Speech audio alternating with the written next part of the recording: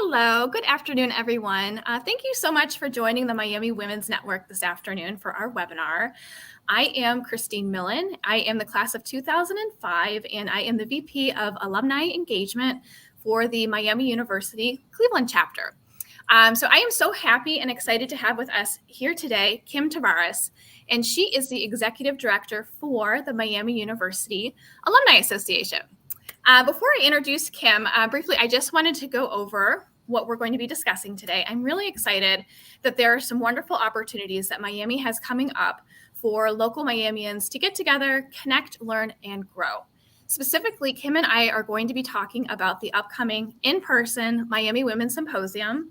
We're going to chat a little bit about Kim's journey for her own career trajectory, and then round out our conversation talking about how women like us can make a difference in the lives of current and future Miamians.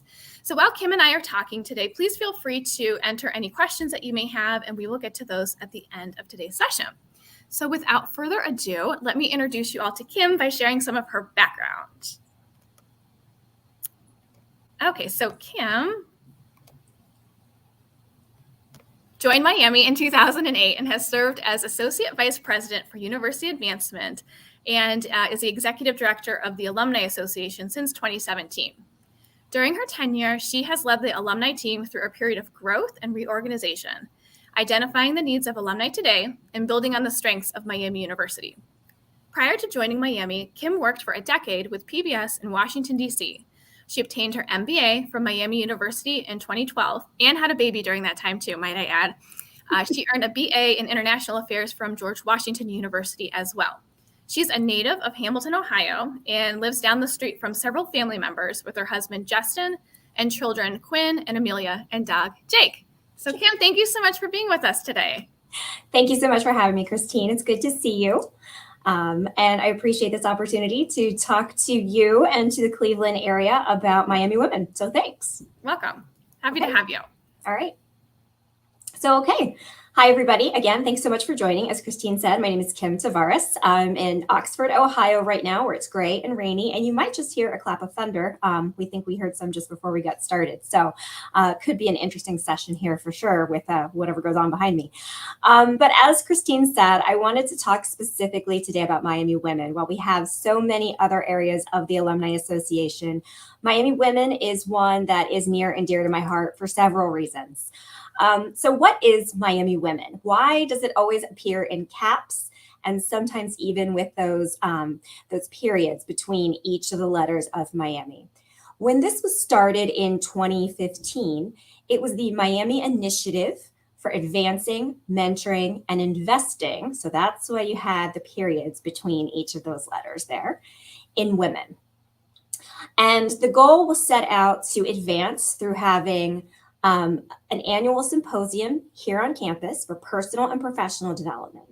And that was really the first part of the program. We had our first one on campus, and Gina Davis was here as our keynote speaker. It was really exciting. At that time, I was in the communications group, so I got to work on this project from the beginning. And then Invest was the Giving Circle and Hawk Tank, and that actually did not come along until a little bit later. But the idea behind the Giving Circle is one that you may have seen in Cleveland. It's definitely, I know, something that exists in Cincinnati here and other areas, which is the idea that while one gift might not seem like it can have a huge impact, when we pull our resources together, that is when we can have outstanding and really life-changing impact to these students, faculty, and staff who apply for grants. And so that is our Giving Circle. And I'll talk about each of these a little bit more as we go through. And then we award the money through the Giving Circle through our Hawk Tank program, which if you watch the show Shark Tank, first of all, you'll have seen several Miami alumni on Shark Tank. But Hawk Tank is our version of that here on campus and how we give our grant applicants not only the opportunity to move forward these projects that they've come up with, but it really is a great experience for them to learn how to get up and pitch, what they are passionate about. And so it's a good experience for them on multiple levels. And then the mentoring part, as I mentioned with Hawk Tank, we are working with the students and faculty and staff. We have online resources through Miami Connects. and regional networking. Christine has done a great job here in Cleveland, being a regional ambassador as such for Miami Women and hosting talks like this. And hopefully now that we're getting back to in-person events, the ability to do some networking events regionally. So I think this note here on the side, this is where I really see Miami Women right now. It went through a transition over the course of the last few years. I think with COVID, as with many things, there was the opportunity to look at where this program lived, how it had been operating, what we might be able to do differently.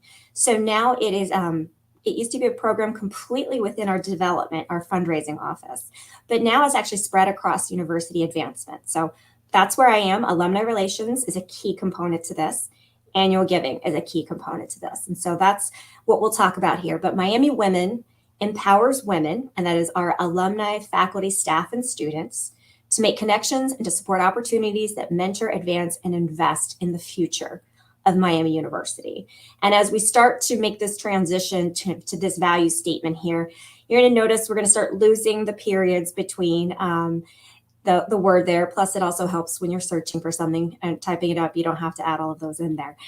So again, let's talk about those pillars here. I'm super excited that we finally get to have a symposium in person again. The last time was 2019. We were able to do these virtually, of course, in 2020 and 21. So that was outstanding, but they're really nothing replaces the energy that you feel in the rooms when we have these symposiums. And this year is very exciting for us because all of our speakers this year are indeed Miami women.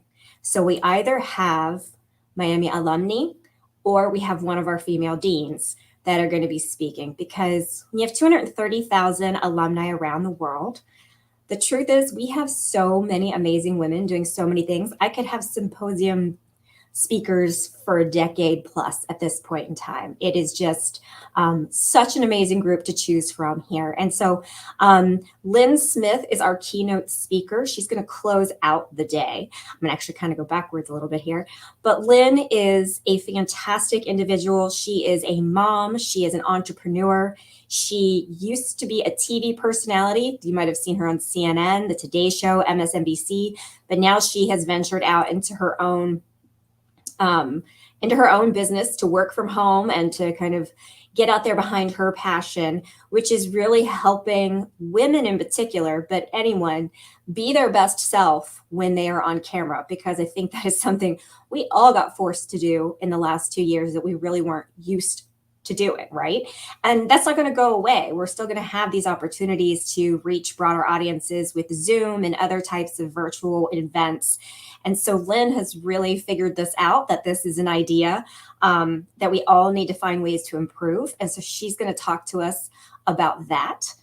Beth Troy is going to keep us together throughout the day. Beth is a faculty member here, and she will actually be working with our Hawk Tank presenters and pitchers. They are going to be doing their event the night before. And Beth is going to then be our MC during the symposium. She really just hits on kind of all the key areas that we're talking about for the symposium this year, and just has that experience of being with the grant recipients over the course of the few weeks leading up to it. Denise Brown is a Miami Hamilton grad. She's from the nursing program there, has an amazing personal story and journey about mindfulness and meditation. And, I think we hear so much about that, the last few years. And it's a great thing that we're all bringing that subject to the forefront. Denise is a cardiac nurse, and hers is based in very much showing the science behind why mindfulness really does help the physical effects it has on your heart, and stress overall, what the negative effects of stress are on your body. And she is really, again, I said, she has an amazing personal story. I'm really excited for everybody to hear that. Dean Jenny Derrick is our new Farmer School of Business Dean, the first female dean of the business school. And she started during a pandemic. So she's going to talk a little bit about her experiences. What's it like coming up in a mostly male-dominated industry? Most business school deans across the world are men. And so she's going to tell us a little bit about that. And then what do we expect here going into post-COVID future of work? Because she is also an expert in marketing, women in the workplace. And again, she's on the pulse of everything going on in business, being the dean of the Farmer School of Business. And Tracy Mack Parker is an alumna. She is founder and principal of Citizen Philanthropy, and she has been a Western Center visiting scholar here on campus.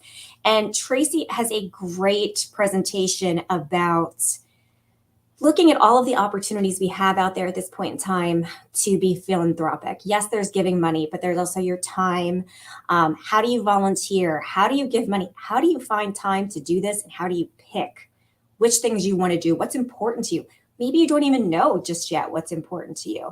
And she's going to lead us through some exercises that will help us figure that out and help us kind of with that balance of where we are, in our professional career and our financial life, to determine where we might be, are best suited to fix our philanthropy efforts at this time. So I love it that they are all Miami women. They are all going to have some interactive component with this.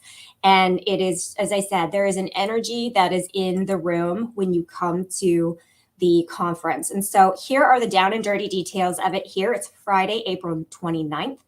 We will open registration and have an optional networking portion about an hour before the conference starts. But our first speaker, we're going to kick off at 9 a.m.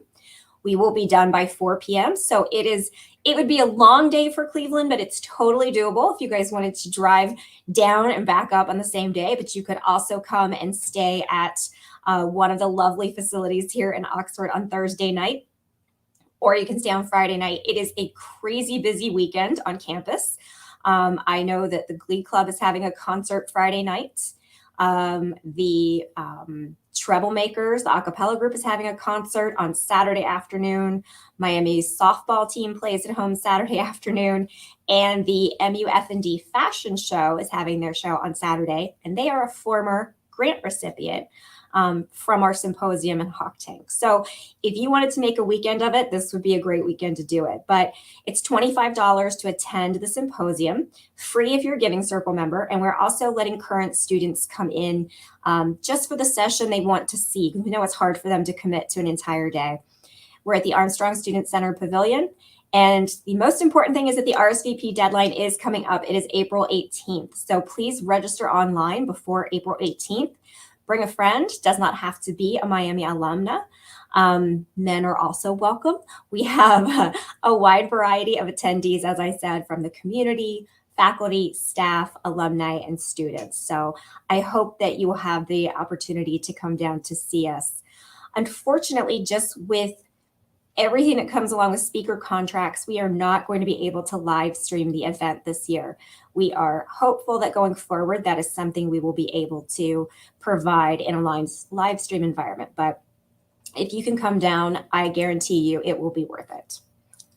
So we talked about advancing, and now we want to talk a little bit about investing. So the Miami Women Giving Circle, as you heard me say before, this is how we raise money collectively as Miami women to empower the world. And by empowering the world, I mean this group comes together and raises money.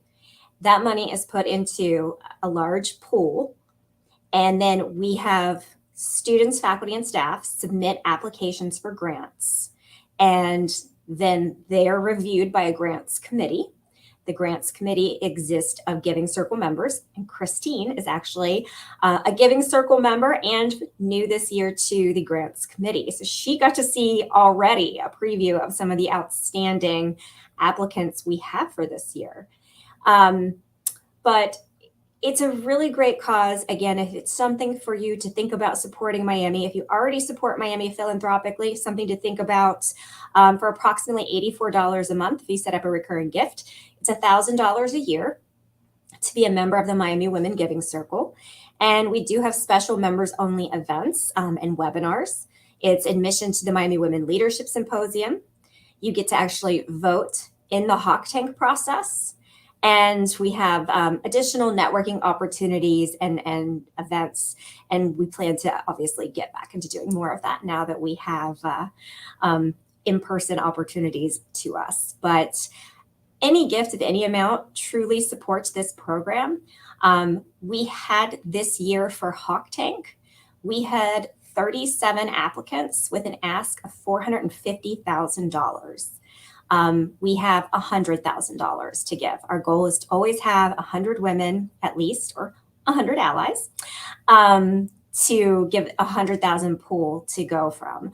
Obviously, with COVID things, we were able to get our 100,000, which was great, but we actually have now narrowed it down through the grants committee. We have 16 grants that will go through 2 training sessions with Beth Troy. They will learn how to give a 3-minute pitch about their program. And Hawk Tank, which will be Thursday, April 28th, it will be live at Markham Conference Center. And that event will be live streamed since there's no speaker fees and different things associated with that. That will be live streamed, and anybody can watch that or attend that, but only the Giving Circle members get to vote. And so out of the 16, we will have that group vote to determine who gets the $100,000. We have about $198,000 in asks. So not everybody will get a grant who is in this final group. So it's super important that our Giving Circle members pay attention to this, that they come and that they cast their vote, because it really does make a difference, as I said, in all kinds of projects. And I have just one example here from a recent success story. The Open Doors Clothes Closet is a free resource on campus for transgender and gender diverse students. This was something that did not exist on campus. They submitted a grant application to Hawk Tank a couple years ago, talking about needing the seed money to get this going. And because they were able to get the grant, this is now up and running here on campus. And they have actually now applied for a second grant to expand the program. And so that's an example of something that happened here on campus that's directly impacting students' everyday lives. But we have so many other options this year. It's just incredible. There is a group that is asking for clean water funds. There's a project that they do where they send students to Rwanda to help with a clean water effort and in hands-on experience there. So it's an experiential study away opportunity. We have one of our club, women's sports, has submitted a grant this year in hopes of being able to get some additional funds to fund their equipment, since the club sports don't get as much money as obviously varsity sports would. We have in another athletics one, we have to celebrate Title IX is coming up. So they have a whole plan laid out regarding that. There are other things in terms of mentoring opportunities. We have things on the regional campuses. So it's really, the thing I like about this so much is that it really touches all areas of campus.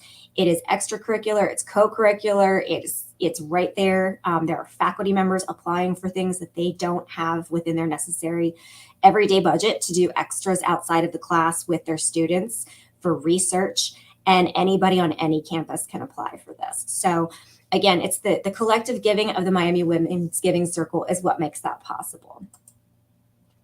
The last part of this is our mentoring and advancing in person. How do we get together and really help Miami women connect with each other?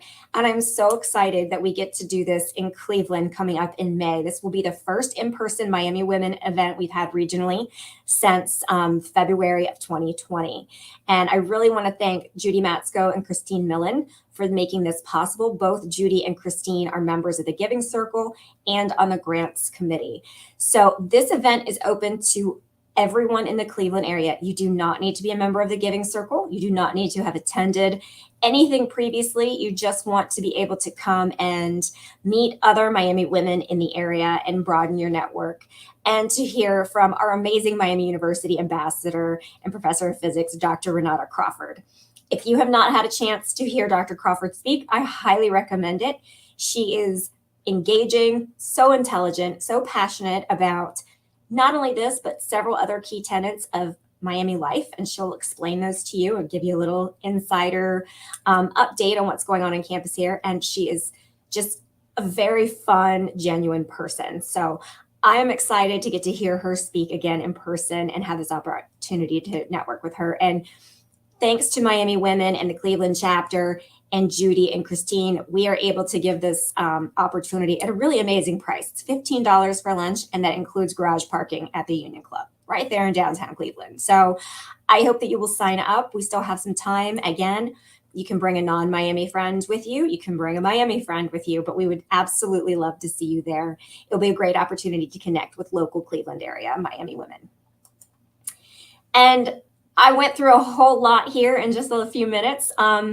So the most important thing is just contact and context here. So I am Kim Tavares. If you have any questions about Miami Women or anything alumni relations or about Miami, I am more than happy to chat with you. My colleagues, Emily Berry and Michelle Rosecrans, are handling the areas noted here. So Emily is on our annual giving side, and she is running Hawk Tank and the Giving Circle. And Michelle is working on our advancing and mentoring side with symposiums, webinars, and other events. And then again, you are all just so very lucky to have Christine serve as your regional representative right there in Cleveland. So Christine is available should you have any questions or comments or ideas about what networking events or webinars can be done for women in the Cleveland area. And with that, I will check back in with Christine.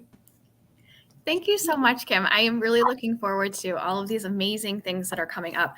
And I just want to say, for those of us in the Cleveland area who are tuning in, I would definitely try to hop on to listen in on the Hawk Tank that will be streamed virtually if it's not feasible for you to go down to Oxford. I attended Hawk Tank prior to getting involved in the Giving Circle before the first symposium I attended. And it was really moving for me to watch these women who are mostly students pitching these fabulous ideas that are going to have an impact for, people on Miami's campus and beyond. So definitely, if you're interested at all, do sign up and you can tune in and hear some really amazing stories that we've got very passionate students and faculty at Miami forwarding. So it really is impressive. I mean, to see there, and people think, well, they've had all this time to practice. They have not had a whole lot of time. They're genuinely just that passionate behind their project that they get it together very quickly. They didn't get really notified that they made it to this part till about a month prior to the event. So, they put in a lot of work, but I think that their passion behind their projects really comes through with that. And we'll make sure that you all have the link to see it as well. Well, shifting gears a little bit, Kim, I did want to spend some time talking about your career journey, just because I think it's helpful for women to hear about how each of us have sort of carved out our own paths and defined success for ourselves. Sure. So the first question I have is, how did you get into your role at Miami? Yes, as when we were having our introductory points at one point in time during the grants committee, I said they asked us to say what was our work persona or something to that effect, right, Christine? And I said, right. I'm what happens when you don't know what you want to be when you grow up. You become an alumni director. You become something that there is no major for, there is no real career path for, but you find yourself there. So as you mentioned, I was a political science, international politics major. And I really thought I thought Washington, D.C. was where I wanted to be, that I wanted to be maybe in the State Department or Foreign Service. I was always really good in history, and I just had a passion for it. So I went to school there, and I got a lot of experience in internships, and it really made me realize that was not what I wanted to do. And my best internship was my senior year. I worked for a nonprofit organization, and I worked in their communications and marketing group. And my kind of secondary focus in my degree was communication. So I really liked that. And I thought that's more for me. And so I worked for a lobbying firm for a little bit after school just to confirm that's not what I wanted to do. And it confirmed it. And that's when I was really lucky to get a job for the Public Broadcasting Service, PBS. As you mentioned, their headquarters are in the Northern Virginia area. Worked there for 10 years in a lot of communications capacity. They're a membership organization, so they have a lot of, I often equate them and the alumni to very similar things.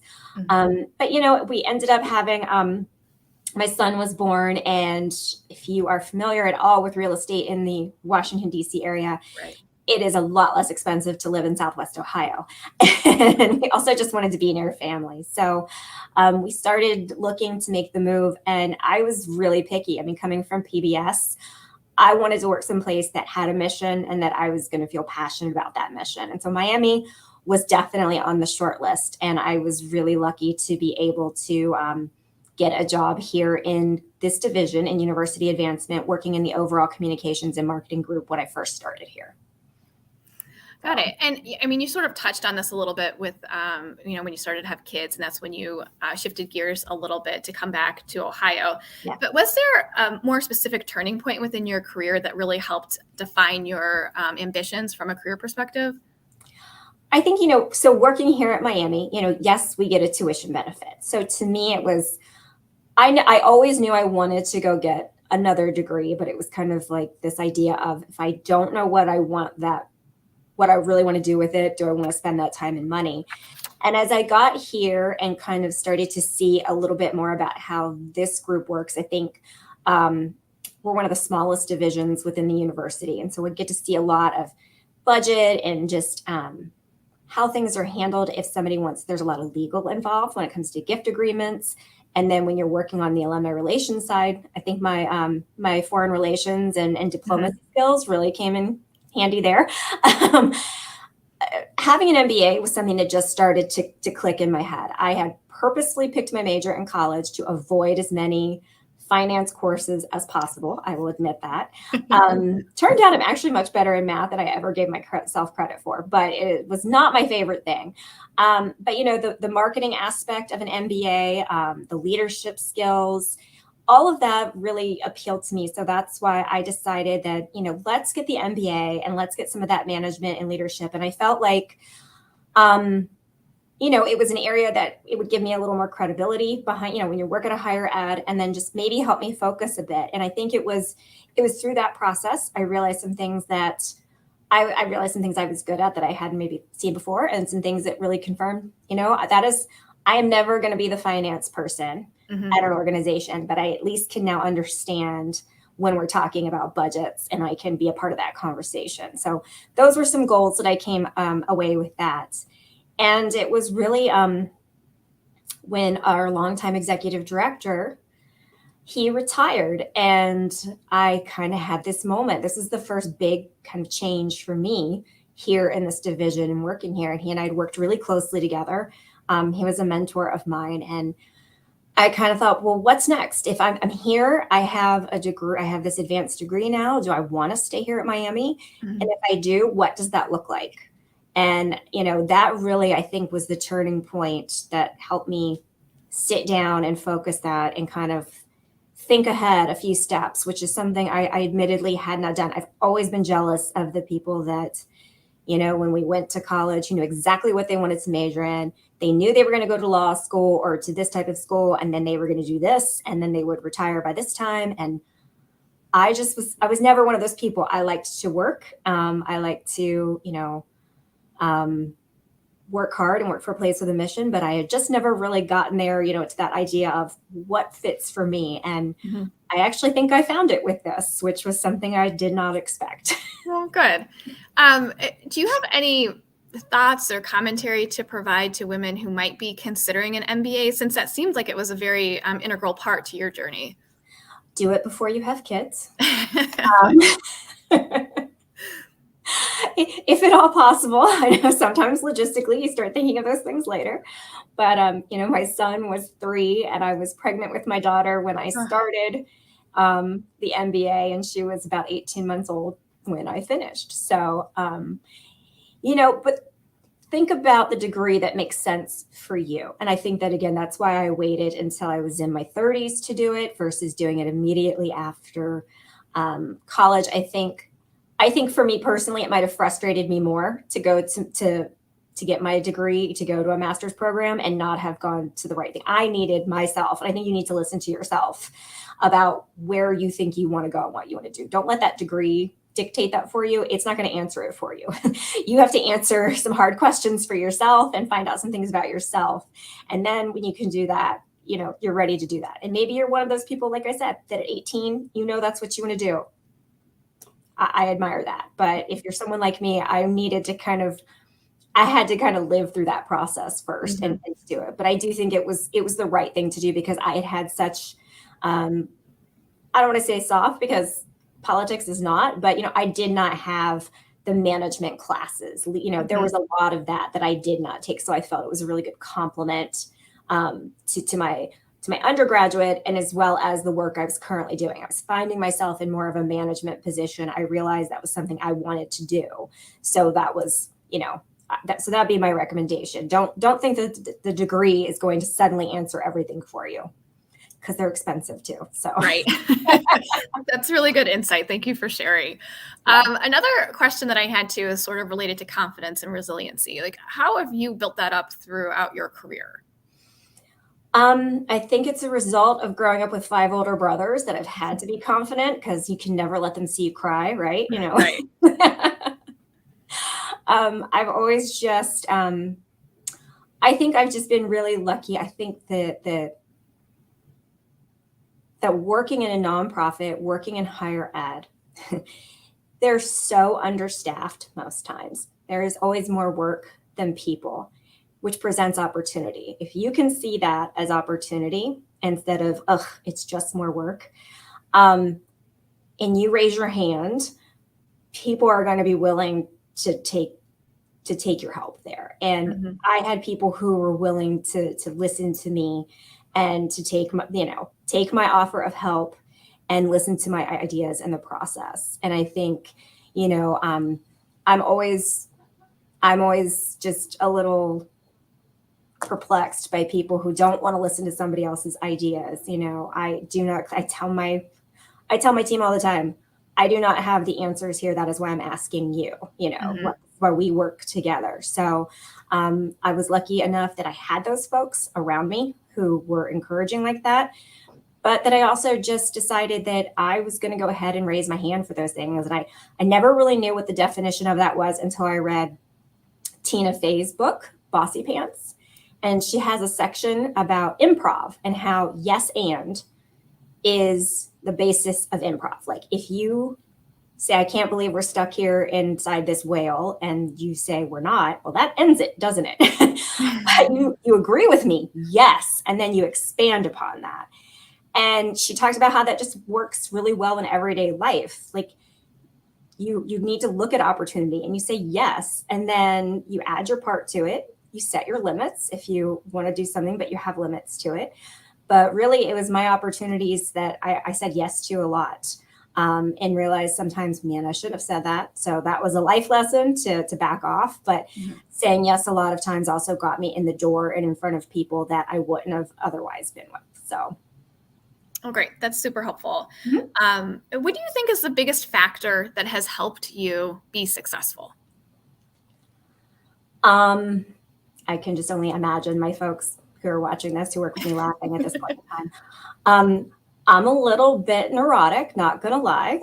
Very type A and very organized, but I have help in doing that. I was laughing this morning that I had something on my calendar, and it was to go to this event. And then I had a note that I had to send a note to my son's school. So I very much, organization is something that keeps me sane, focused, and moving things forward. I think I just have the ability to kind of look at something and see what needs to be done. And I think the other thing is that, again, having those older brothers, I was the youngest. I was never afraid to just say what I thought and speak up. And I do that a lot, and it rubs some people the wrong way. And I had to definitely learn over the course of my career to, how do I phrase that with some people? But I found that most of the time, if you're willing to step up and do heavy lifting and do work, no one's going to argue with that. True. Yeah, it's very true. So I kind of just jump in and do it, and that's how things go. But I like to bring people along with me too. I feel it's important that everybody has buy-in to what we're doing, and that they see that I'm doing it just as much as they are. Yeah, definitely. Has there been a significant roadblock that you've had to overcome as a part of your journey? And have you experienced any gender bias issues along the way? I'll have to say, that thankfully I really have not. In addition to being a woman, and I'm only 5 foot tall, so there's sometimes people kind of, who is this tiny, loud woman coming in here? My predecessor was a man, and he had been in the role for a very long time, and I was often right there at his side at many events, and it did surprise me at first. When I took on the role, is just seeing a very different reaction to me as a woman, and to people who had been used to him, being the one in this role for such a long time. And I think, that's something I have to think about a lot here. I have such a diverse group of constituents. You're talking about people from 18 to 88 and older at this point in time. And so I try to be as open as possible to everybody and what they're trying to present to me. And I hope that comes across back and, to me as well. But, I don't, as I've been lucky to not have that be a major hindrance or anything that's really happened to me, it's real.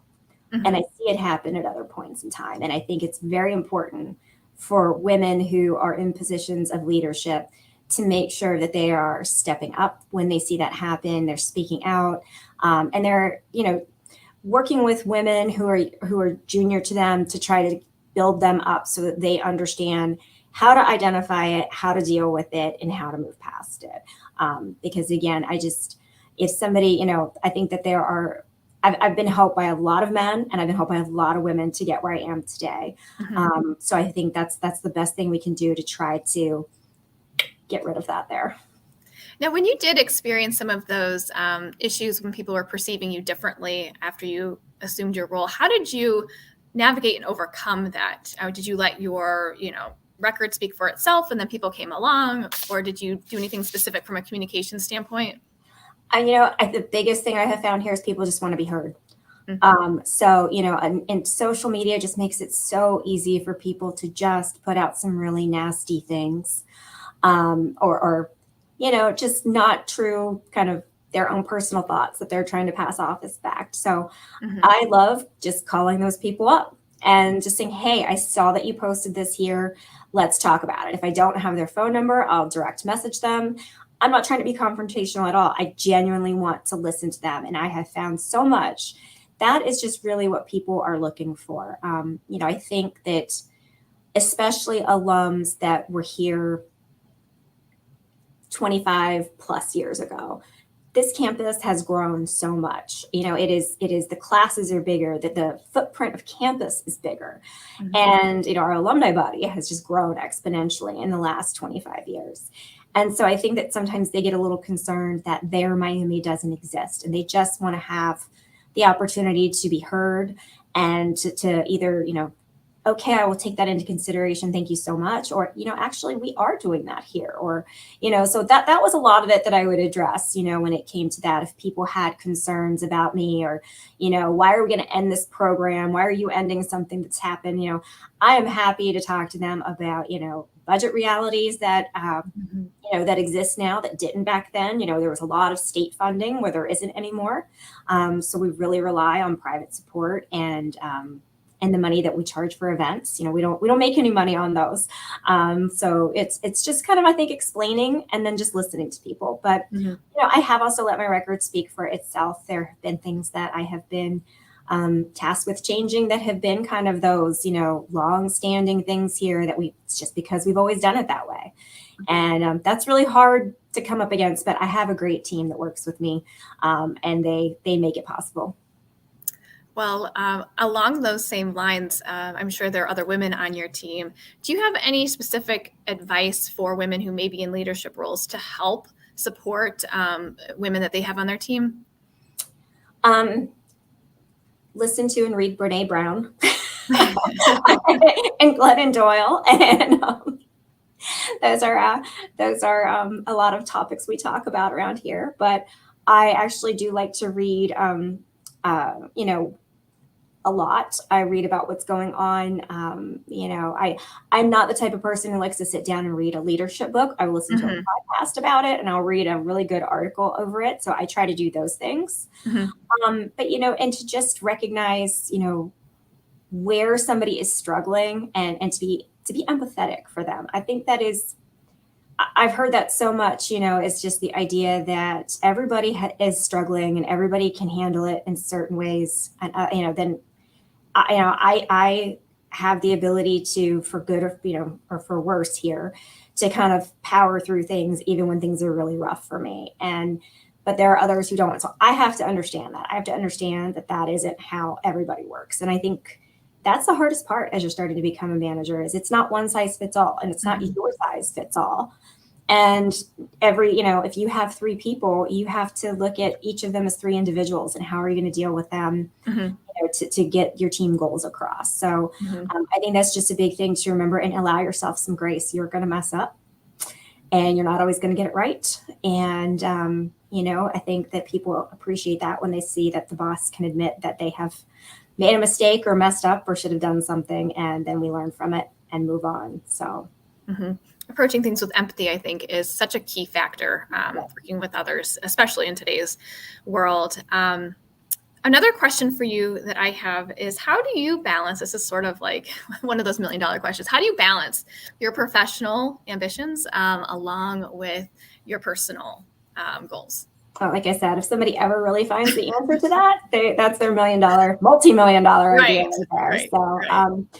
I used to be really bad about it. I mean, I will be honest, I would send 3:00 in the morning emails because I would be in bed and my mind would just wouldn't shut off, and I'd go and do that. And I'm not saying that I'm sleeping through the night, but I have a notebook by my bed, and I write notes down there so that I don't completely interrupt my sleep cycle or stress out my coworkers by getting 3:00 in the morning emails from me. So baby steps to try to do those things. I actually have found that I really like group workout classes, but I like them when I do them at home. And I think that was a COVID thing that kind of clicked for me. Before kids, I would go to a class after work, right? So you drive from your office, you go to the place, you change clothes, you do the thing, you come back and do it. Once kids got into the mixture there, it was not something that I didn't want to take that time for me, right? I wanted to be home and not have to do that extra stop and step. And with COVID, I started working out online and doing online classes. And I realized how much easier that fits for my schedule, because I just wasn't the type of person who was going to go from home to there. And I'm really not going to get up super early in the morning to do it either before work. Props to everybody who can do that. But, I give myself that time. So I get to come home. I say hi to everybody, we're good. And then I change and go do it.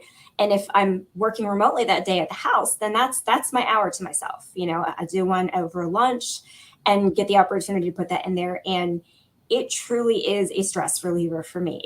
I do it as much for the mental as I do for the physical element of it. I notice if I haven't done it a couple of days. I try to do it about 3 times a week. And if I miss that, I genuinely feel it. I feel the stress in my body. I feel just how I react to people. So find something that, is truly relaxing to you, and kind of, something like that is key, because I didn't have that for a while. And like I said, I started it right before COVID, but I think that was something that really, really stuck, and I hope I stick with. Are there any online classes that you like in particular from a specific vendor? I'm not asking, but just sharing for resources for women. Sure. So there is non-paid plug for Yoga with Adrienne. If anybody has ever followed her, she has they're all free also. So she's really good. I think Beachbody is another one that has some good free workouts. And then I'm just lucky that I have a person who actually leads live classes.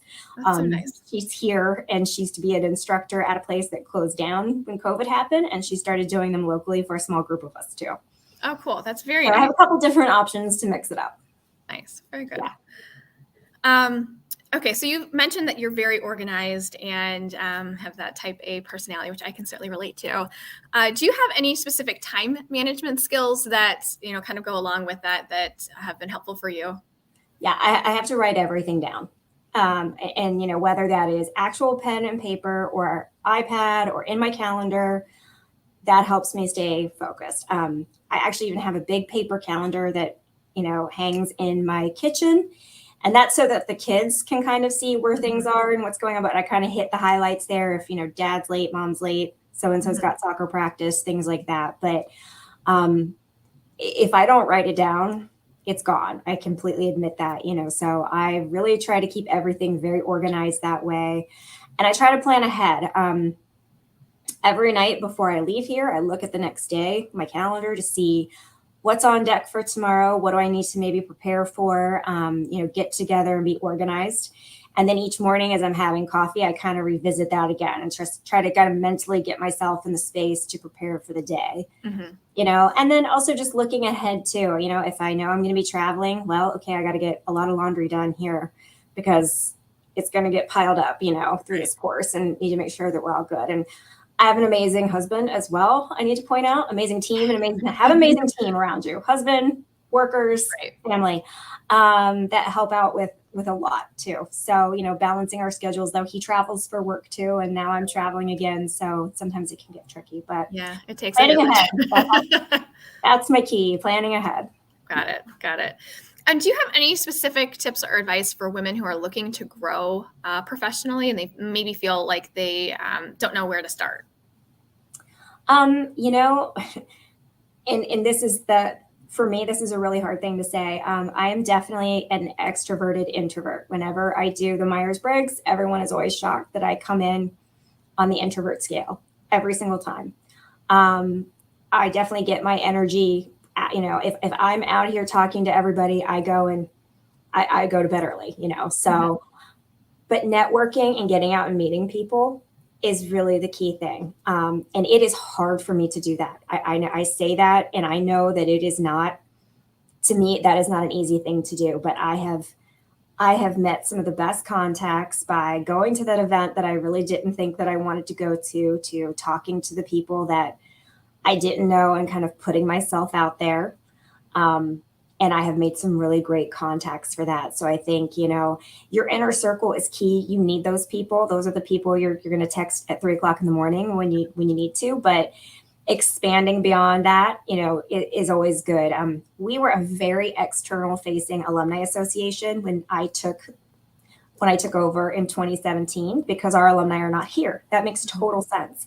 But we also need our campus partners. And so it was a huge push for me with this group to be like, go get on a committee on campus, go over here and do this. And, they kind of looked at me like I was crazy at first, but, we were here this morning, and the biggest group participating outside of the admission area was from the Alumni Association. We were there helping with an admission event today.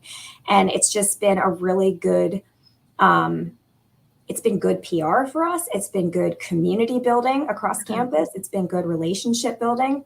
And it's really opened up a lot of doors. We wouldn't be able to do all the webinars that we do if we didn't have good campus relationships. And we did all that before COVID. And then once COVID hit, we were able to start calling all of these people that we had met and saying, hey, can you help us out? We really want to do this. So I think making and maintaining some key connections, and make them meaningful.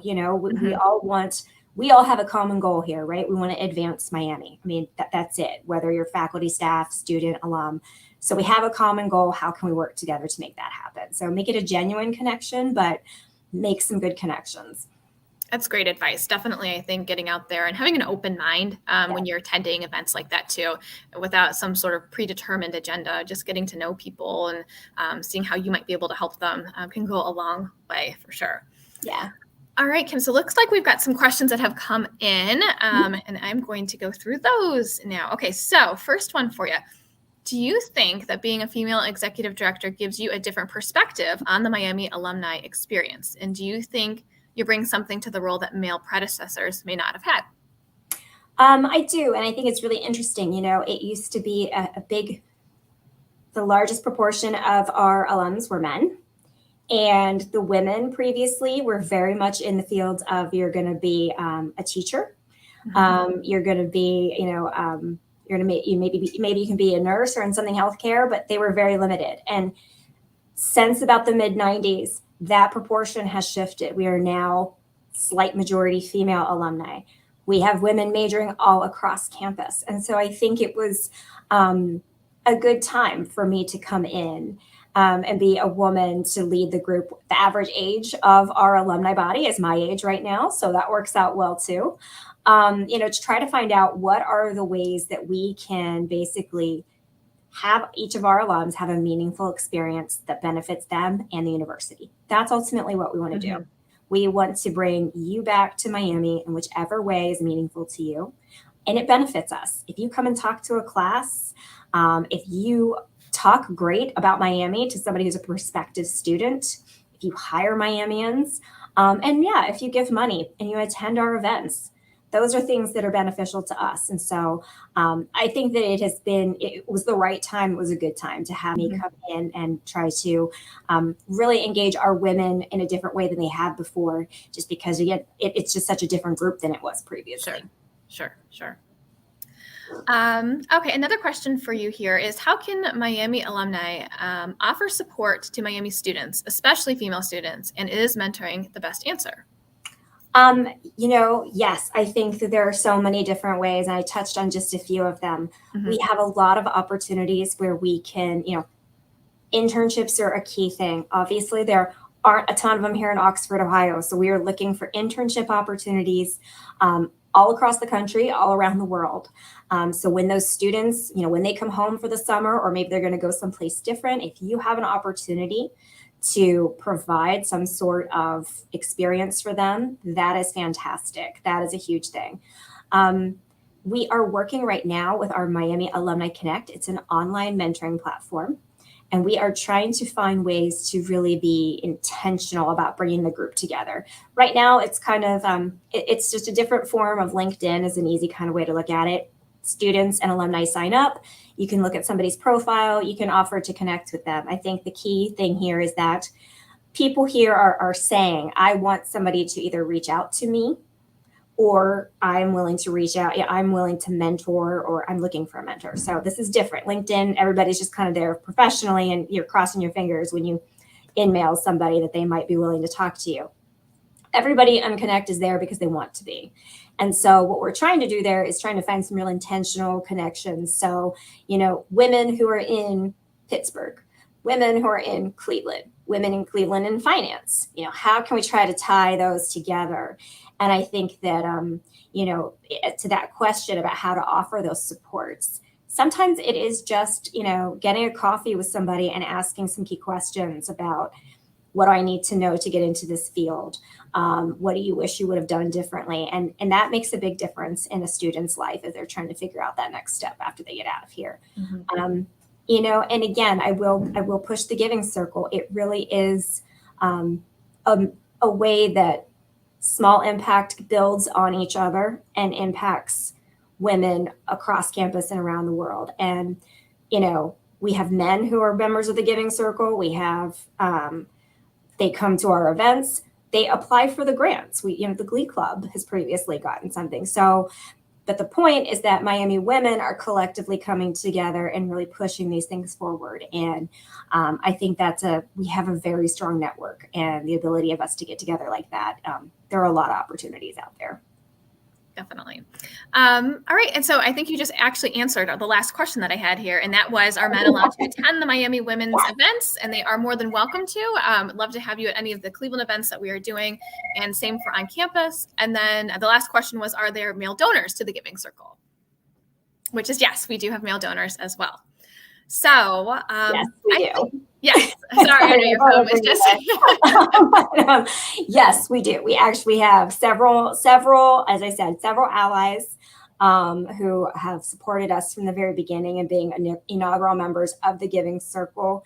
There is a gentleman in Toledo area that he owned a company, and he brought down all of the women from his company to come down to our first symposium that we had in person. He was the alum. They were not. but he wanted them to come down and have this experience and to hear from the different speakers that we had. So again, I think that it's very important that we come together and support each other, but we would not be able to do it without allies. Definitely. Well said. Well, with that, Kim, I think those are all the questions that we have today. I greatly appreciate your time. It was so wonderful to have you join us. And I hope everyone enjoyed hearing Kim's story and learning a little bit more about Miami women.